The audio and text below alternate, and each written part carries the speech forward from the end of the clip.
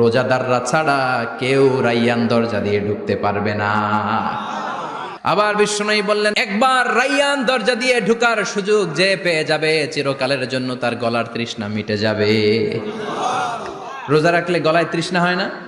এই যে আল্লাহর খুশির জন্য এই তৃষ্ণাকে সহ্য করে আপনি রোজা রেখেছেন, এর ফলাফল হিসেবে রাইয়ান দরজা দিয়ে ঢুকা মাত্রই আপনার গলার তৃষ্ণা শেষ।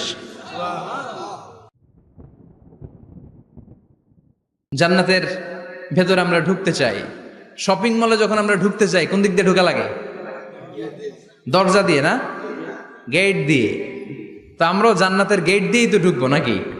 আমরা জান্নাতের কোনো না কোনো গেট দিয়ে ঢুকতে হবে। বিশ্বনবী ফরমান, বুখারীর বর্ণনা, ইন্নালিল জান্নাতি সামানিয়াতু আবওয়াব, জান্নাতের ভেতরে 8টা দরজা আছে। কয়টা? বিশ্বনবী একবার সাহাবাদেরকে নিয়ে ওয়াজ করছেন, বলছেন তোমাদের মধ্যে এমন একজন ব্যক্তি আছে, এই ব্যক্তি